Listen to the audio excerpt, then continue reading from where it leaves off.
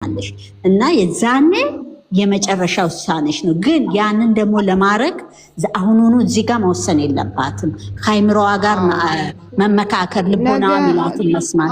ነገ ይዘው የሚመጡት ይሄ ነው። ነገ ይዛ የምትመጣው ይሄ አይዲያ ነው።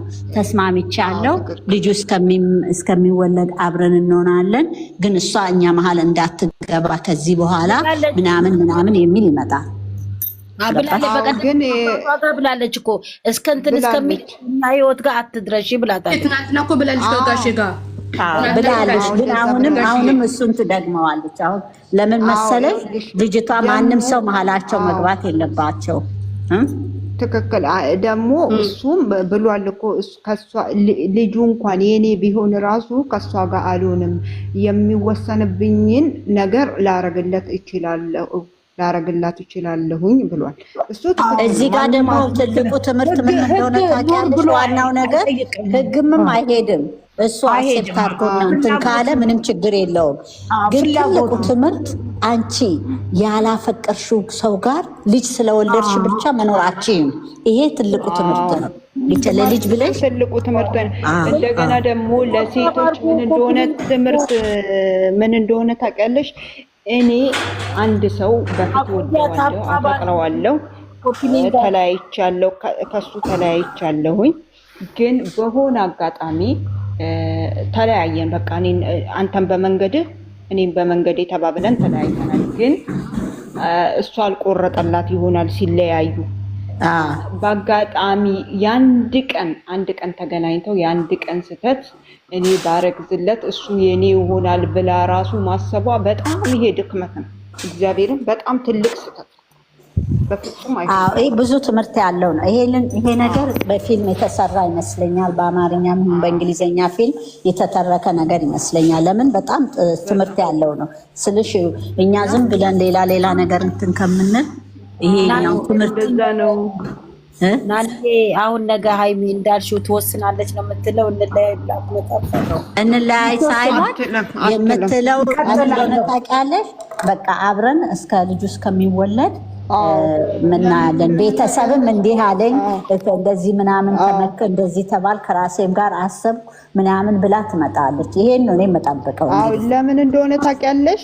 አሁን አልተጋፈጠችም። ልጁ የሱ ባይሆን ራሱ አሁን አብረው አልተጋፈጠችም። መከራውን አላየችም፣ ከጎኑ አልሆነችም። የዛን ጊዜ ልጁ የሱ ባይሆን ምን ብላ ነው እሷ አብሬክ ልሁን የምትለው? ድፍረቱም አይኖራትም።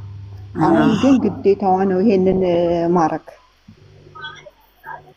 ግን እኮ ደግሞ በአንድ በኩል ስታየው ግዴታ እኮ የለባትም። ለምን እቺ ልጅ አሁን እንደራሷ አቅም ይወስነዋል። እቺ ልጅ አሁን ሴንሲቲቭ ከሆነች ቦይፍሬንዷ እየሄደ እንደዚህ ካረገ እና በዚህ ደረጃ እውነት ከሆነና ልጁ ያንተ ነው ልጁ የኔ ነው ብሎ የሚያምንና እንትን የሚል ከሆነ ለሷም እኮ ከባድ ነው ለማመን።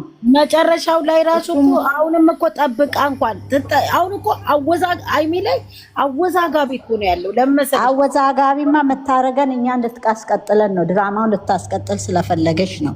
ግን እኛ አሁን እውነት ነው ብለን እንውሰድና እንመካከር ነው ያልነው እንጂ እነሱ አወዛጋቢ እያደረጉ ነው። እሱ ራሱ የሚናገረው ሁለት ቃል ነው።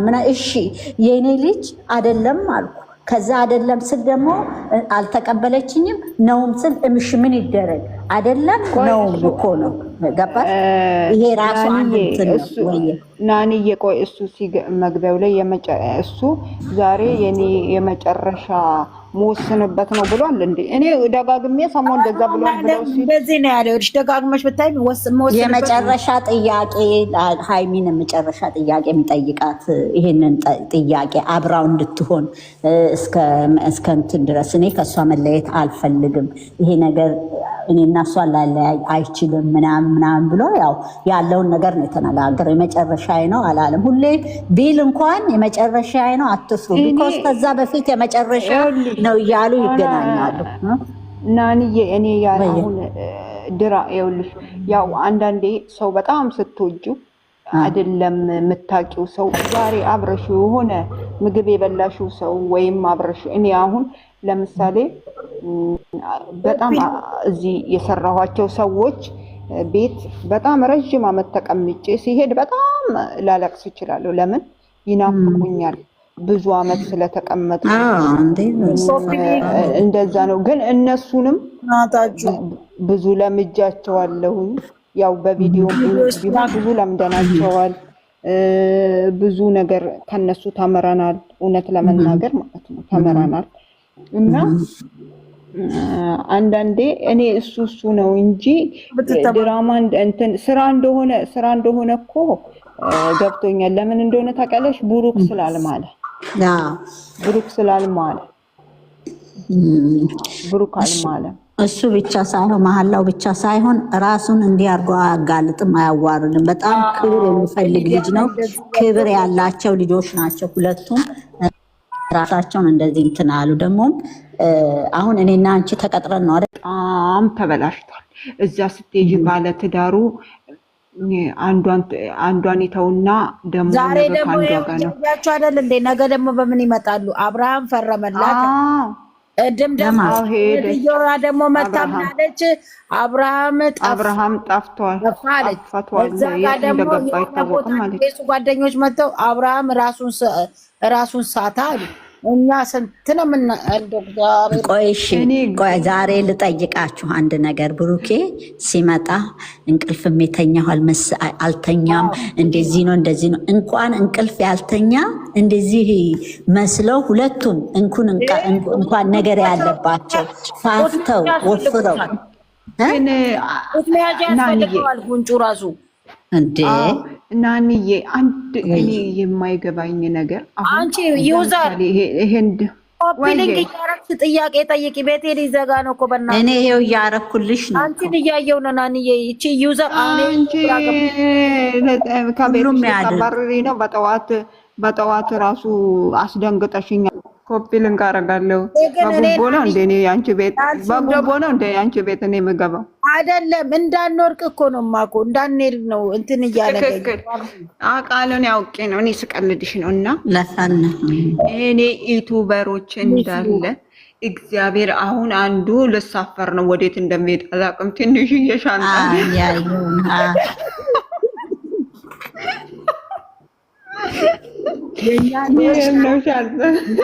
የኛ ልጆች እግዚአብሔር ይመስገን እይታው እንደ ጉድ እየታየላቸው ነው።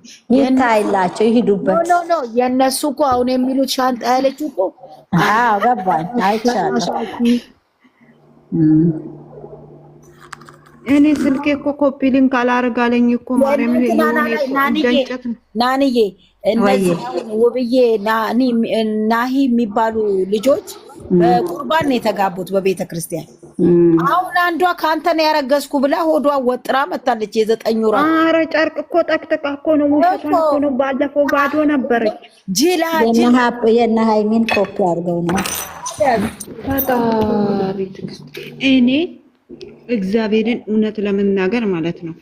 አሁን እሺ ቆይ ይሄ አይዲያ ማለቁ አይቀርም። ይሄ እርጉዙ አይዲያ ያልቃል መቼም ማለቁ አይቀርም መቼም። 1 አመት አይቀመጥም። 400 ደግሞ ሌላ ድራማ ያመጣል።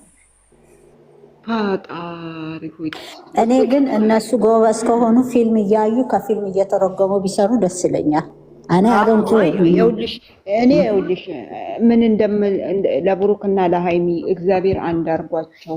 ጓደኞቻቸውንም ጥሩ ጓደኞች አላቸው። ከሌሎቹም አሉ፣ ጥሩም አሉ፣ መጥፎም አሉ። ሲመጡ አይታይም። ሁለቱ ብቻ ፊልም ሰርተው ቢመጡ ይታያል። ሁለቱ ብቻ ፊልም ቢሰሩ ደስ ይለኛል እውነት ለመናገር። ህይወት ጠፋሽ።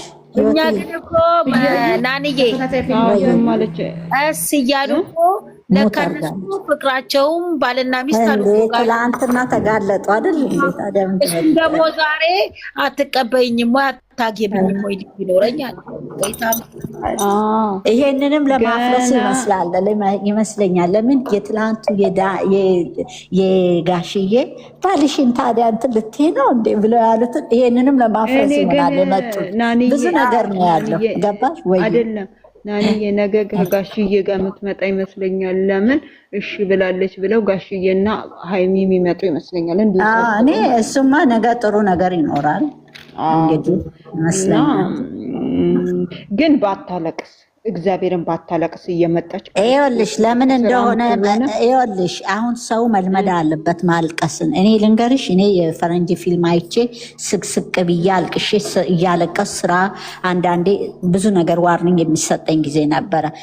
ሙቪ እንደዚህ ያለ የፍቅር እንትን ላይ እንባ ከሌለ ማንም አያየውም፣ ይጥማል። በቃ ንብስሽ ተንጠልጥሎ የኔክስቱን ስቴጅ ለመጠበቅ። አሁን እኮ እኛ እኮ እንደዚህ የምንኖረው ስቴፕ ነገ ምንድን ነው የምንለው? እሷ እንዲህ ስለሆነች እኮ ነው። የሃይሚ እንባ ረብሾን ነው የዛኔ ገባሽ የምልሽ። በቃ የሱን ቀን ነው አይነው።